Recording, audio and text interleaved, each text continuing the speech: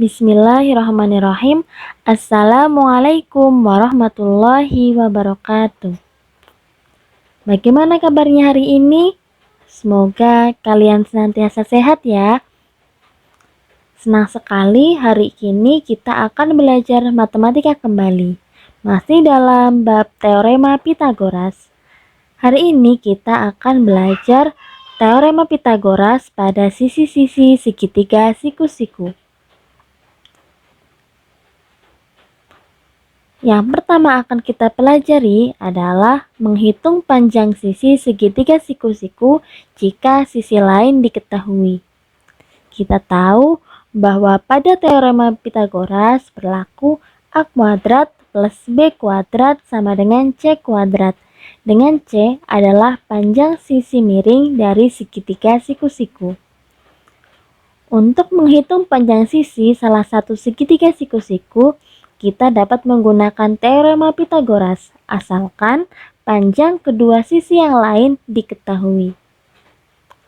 Contoh, tentukan panjang hipotenusa segitiga berikut. Hipotenusa kita ingat adalah nama lain dari sisi miring segitiga. Di sini ada sebuah segitiga siku-siku yang salah satu panjang sisinya 5 cm, kemudian panjang sisi yang lain 12 cm. Kita diminta untuk menentukan panjang hipotenusa dari segitiga tersebut, yang kita simbolkan dengan C. Kalau kita mau mencari panjang sisi miring, berarti kita menggunakan rumus teorema Pitagoras, yaitu C kuadrat sama dengan A kuadrat plus B kuadrat. Diingat-ingat, C adalah sisi miring ya. Kita masukkan nilai-nilainya menjadi C kuadrat sama dengan 5 kuadrat ditambah 12 kuadrat. Berarti C kuadrat sama dengan 25 ditambah 144. Berapa 25 ditambah 144? C kuadrat sama dengan 169. Nah, berarti karena kita tahu C kuadrat sama dengan 169, berarti C sama dengan akar dari 169. C sama dengan 13 cm. Jadi, panjang hipotenusa dari segitiga tersebut adalah 13 cm. Contoh selanjutnya, tentukan panjang sisi segitiga yang belum diketahui. Misalkan ada sebuah segitiga ABC, di mana panjang BC adalah 8 cm dan panjang AC adalah 10 cm. Berarti sisi yang belum diketahui adalah sisi AB. Kita akan menentukan panjang sisi AB. Nah, caranya adalah dengan menggunakan teorema Pitagoras. Kita tahu bahwa AB kuadrat ditambah BC kuadrat sama dengan AC kuadrat. AC merupakan sisi miring segitiga ya. Kalau kita masukkan angka-angkanya, AB kuadrat ditambah 8 kuadrat sama dengan 10 kuadrat. Sehingga AB kuadrat sama dengan 10 kuadrat dikurangi 8 kuadrat. AB kuadrat sama dengan 100 dikurangi 64. AB kuadrat sama dengan 36. Nah, berarti untuk menentukan nilai AB, AB sama dengan akar dari 36. Maka AB sama dengan 6 cm. Jadi, panjang sisi yang belum diketahui dari segitiga tersebut adalah 6 cm. Selanjutnya, perhatikan gambar trapesium berikut.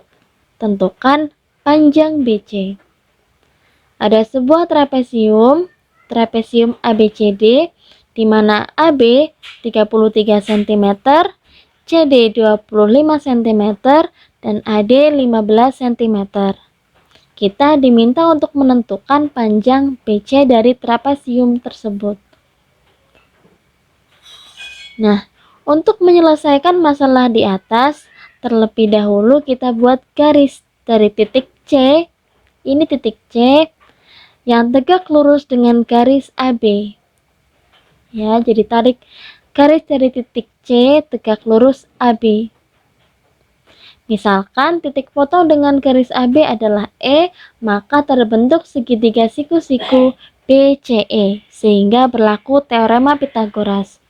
Nah, ini gambarnya setelah kalian membuat garis bantu dari titik C tegak lurus dengan AB. Misalkan di sini E berarti kita akan melihat ada sebuah segitiga siku-siku yang terbentuk, yaitu segitiga siku-siku BCE. Nah, kita tahu bahwa panjang AE ini sama dengan panjang CD atau DC juga boleh. Berarti karena AE sama dengan CD sama dengan 25 cm, kita bisa tahu panjang BE. Nah, panjang BE berarti sama dengan AB dikurangi AE. AB panjangnya 33 cm, sedangkan AE panjangnya 25 cm. Berarti BE sama dengan 8 cm. Kemudian kita juga tahu bahwa panjang CE ini sama dengan panjang DA. Berarti CE sama dengan 15 cm. Nah, sekarang kita perhatikan ya. Ada sebuah segitiga siku-siku BEC yang siku-sikunya di E. Berarti berlaku teorema Pythagoras kalau kita akan menentukan panjang BC. Karena BC merupakan sisi miring, berarti berlaku BC kuadrat sama dengan BE kuadrat ditambah EC kuadrat. Berarti BC kuadrat sama dengan 8 kuadrat ditambah 15 kuadrat. BC kuadrat sama dengan 8 kuadrat ditambah 15 kuadrat. Kita hitung menjadi BC kuadrat sama dengan 64 ditambah 225. Sehingga didapatkan BC kuadrat sama dengan 289. Nah, berarti BC kuadrat, mohon maaf ini harusnya BC ya. Berarti BC sama dengan akar dari 289. Nah, berapa akar dari 289? Akar dari 289 adalah 17 cm. Mohon maaf ini harusnya BC ya. Nah, ini. Arti BC sama dengan 17 cm.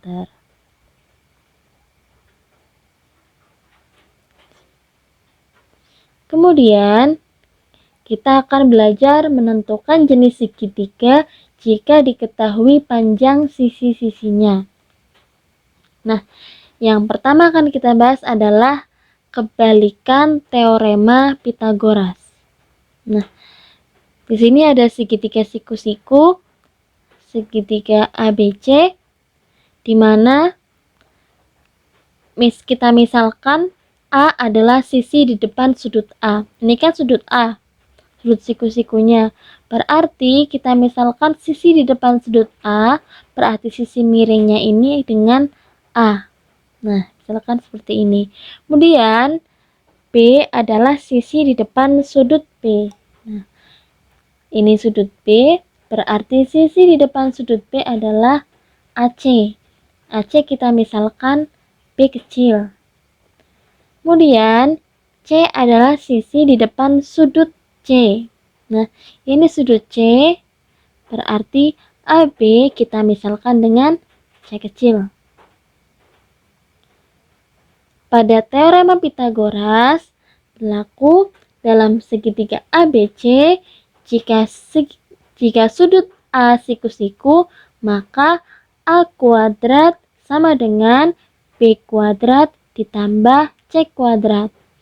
A ini merupakan sisi miring, di mana karena segitiga ABC siku-siku di A, maka sisi di depannya kita namakan dengan A kecil sesuai dengan sudut di depannya. Nah, kebalikan dari teorema Pythagoras adalah dalam segitiga ABC, jika A kuadrat sama dengan B kuadrat ditambah C kuadrat, maka sudut A siku-siku, ya, karena A kuadrat sama dengan B kuadrat plus C kuadrat kan berarti A-nya ini kan sisi miringnya, maka segitiga tersebut siku-siku di A.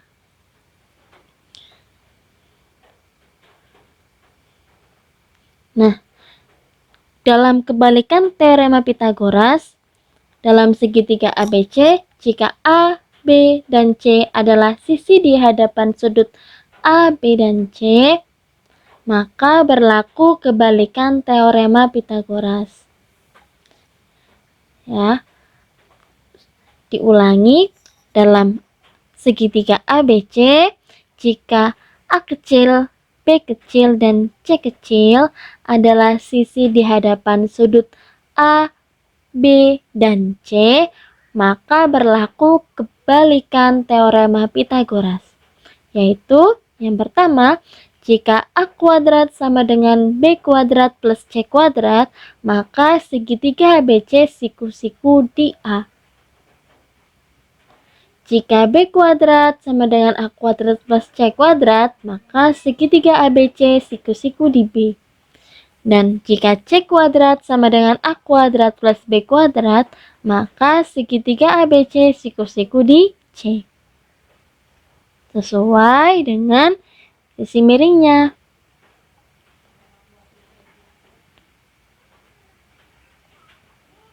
Kemudian kita perhatikan ada beberapa gambar segitiga ya, di mana dalam ketiga segitiga tersebut memiliki dua pasang sisi yang sama panjang ya. Ada tandanya, ini kan ada tanda strip 1 ya, berarti ini sama panjang. Kemudian ini strip 2, garis 2, berarti ini ketiga ini juga sama panjang. Namun sisi yang lain ternyata panjangnya berbeda. Nah, pada segitiga yang pertama, A kuadrat plus B kuadrat ternyata lebih dari C kuadrat. Pada segitiga yang kedua, A kuadrat plus B kuadrat sama dengan C kuadrat. Sedangkan pada segitiga ketiga, A kuadrat plus B kuadrat kurang dari C kuadrat. Nah, untuk segitiga ACB dengan panjang sisi-sisinya A kecil, B kecil, dan C kecil, berlaku yang pertama, jika C kuadrat kurang dari A kuadrat plus B kuadrat, atau berarti sama saja dengan A kuadrat plus B kuadrat lebih dari C kuadrat, maka segitiga ACB merupakan segitiga lancip di C, di mana sisi C berada di hadapan sudut C. Sedangkan ketika C kuadrat lebih dari A kuadrat plus B kuadrat, atau bisa juga ditulis A kuadrat plus B kuadrat kurang dari C kuadrat, gambar yang ketiga, maka segitiga ACB merupakan segitiga tumpul di C. Ya, dan sisi C merupakan sisi di hadapan sudut C. Nah, kita masuk ke contoh soal. Yang pertama, contoh soal berdasarkan kebalikan teorema Pythagoras. Segitiga ABC memiliki panjang sisi 13 cm, 12 cm, dan 5 cm. Apakah segitiga tersebut siku-siku? Nah, kita akan memeriksa. Misalkan panjang sisi terpanjang adalah A, maka A sama dengan 13 cm, B sama dengan 12 cm, dan C sama dengan 5 cm. A kuadrat berarti kan sama dengan 13 kuadrat, sama dengan 169. Sedangkan B kuadrat plus C kuadrat berarti sama dengan 12 kuadrat ditambah 5 kuadrat, sama dengan 144 ditambah 25 sama dengan 169. Ternyata 13 kuadrat itu sama dengan 12 kuadrat plus 5 kuadrat, atau ketika tadi kita simbolkan A kuadrat sama dengan B kuadrat ditambah C kuadrat, maka segitiga ABC merupakan segitiga siku-siku.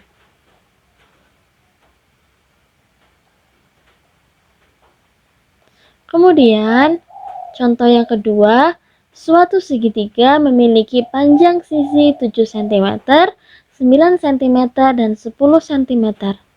Apakah segitiga tersebut siku-siku?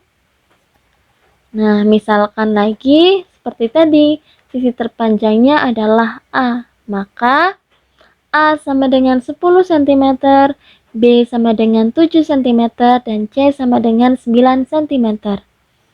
Berarti A kuadrat sama dengan 10 kuadrat sama dengan 100. B kuadrat ditambah C kuadrat sama dengan 7 kuadrat ditambah 9 kuadrat, sama dengan 49 ditambah 81 sama dengan 130. Nah, ternyata A kuadrat itu tidak sama dengan B kuadrat plus C kuadrat ya. A kuadratnya itu hasilnya 100, B kuadrat plus C kuadrat hasilnya 130. Maka segitiga ABC, segitiga yang tadi panjang sisinya 7, 9, dan 10 cm bukan termasuk segitiga siku-siku. Nah, karena A kuadrat kurang dari B kuadrat plus C kuadrat, 100 ini kurang dari 130, maka segitiga tersebut adalah segitiga lancip. Selanjutnya kita belajar triple Pythagoras. Apa itu triple Pythagoras? Triple Pythagoras adalah 3 pasang bilangan asli yang merupakan sisi-sisi sebuah segitiga siku-siku. Aturan umum dari triple Pythagoras yang pertama,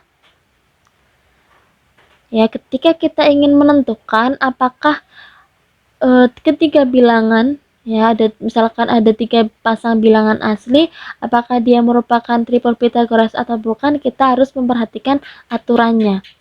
Yang pertama, tempatkan 2 bilangan positif, misalkan M dan N, dengan M lebih besar dari N. Yang kedua, hitung M kuadrat dikurangi N kuadrat, kemudian 2 kalikan M kalikan N atau 2MN, dan M kuadrat ditambah N kuadrat. Selanjutnya, triple Pythagoras terbentuk M kuadrat min N kuadrat, 2MN, dan M kuadrat plus N kuadrat dengan M kuadrat plus N kuadrat lebih dari M kuadrat dikurangi N kuadrat, dan M kuadrat ditambah N kuadrat lebih dari 2MN. Nah, sepertinya susah sekali ya kalau kita mau menggunakan aturan umum dari triple Pythagoras. Nah, kita juga bisa menggunakan langsung teorema Pythagoras untuk mengecek apakah bilangan-bilangan asli yang diketahui merupakan sisi-sisi dari segitiga siku-siku atau bukan. Yang artinya ketika dia memenuhi teorema Pythagoras, berarti ketiga bilangan asli tersebut merupakan contoh dari triple Pythagoras. Sebaliknya, ketika dia tidak memenuhi teorema Pythagoras, ya, ketika disubstitusikan, berarti dia bukan merupakan contoh dari triple Pythagoras. Nah, daripada bingung, kita masuk ke contoh soal. Apakah triple bilangan berikut merupakan triple Pythagoras? Contoh yang pertama adalah bilangan 6, 8, 10. Dan yang kedua bilangan 7, 10, dan 13. Nah, kita akan memeriksa apakah triple bilangan tersebut merupakan triple Pythagoras atau bukan. Kita coba ke contoh yang pertama. Soal pertama bilangan 6, 8, dan 10. Nah, misalkan sisi terpanjangnya kita simbolkan dengan A, maka A itu sama dengan 10, B sama dengan 6, dan C sama dengan 8. A kuadrat sama dengan 10 kuadrat sama dengan 100. Kemudian B kuadrat sama dengan C kuadrat sama dengan 6 kuadrat ditambah 8 kuadrat sama dengan 36 ditambah 64 sama dengan 100. Nah, ternyata B kuadrat ditambah C kuadrat sama dengan A kuadrat. Atau 6 kuadrat ditambah 8 kuadrat itu sama dengan 10 kuadrat. Maka 6, 8, dan 10 adalah triple Pythagoras. Mohon maaf, tipe ya, ini harusnya 10. Nah, ini 10. Kemudian contoh selanjutnya bilangan 7, 10, dan 13. Misalkan sisi terpanjangnya adalah A, maka A sama dengan 13, B sama dengan 7, dan C sama dengan 10. A kuadrat sama dengan 13 kuadrat sama dengan 169. Sedangkan B kuadrat plus C kuadrat sama dengan 7 kuadrat ditambah 10 kuadrat sama dengan 46 ditambah 100. Berarti sama dengan 149.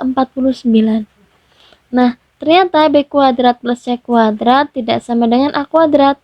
Atau 7 kuadrat ditambah 10 kuadrat tidak sama dengan 10 kuadrat. Karena tadi A kuadratnya 169, sedangkan B kuadrat plus C kuadratnya 149. Sehingga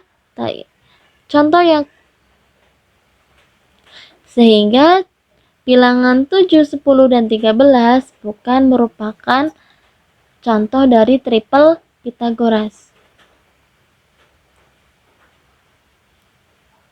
Nah, demikian materi kita hari ini. Untuk menambah motivasi, kita misalkan ya pada segitiga siku-siku, dua sisi siku-siku segitiga kita ibaratkan sisi yang mendatar adalah habluminanas kita, kemudian sisi tegaknya adalah habluminallah, sedangkan sisi miringnya adalah kesuksesan. Nah, jika dihubungkan dengan kesuksesan, Habib Novel Al-Idrus pernah berpesan bahwa kunci bahagia untuk hidup di dunia maupun di akhirat cukup dua hal, yaitu habluminallah dan habluminannas. Nah, semakin banyak atau baik hubungan kita dengan Sang Pencipta atau habluminallah dan sesama manusia atau habluminannas, maka kesuksesan yang kita raih baik dunia maupun akhirat akan semakin tinggi.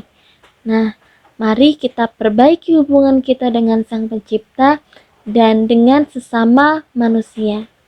Semoga bermanfaat. Atas segala salah dan khilaf, saya mohon maaf. Wassalamualaikum warahmatullahi wabarakatuh.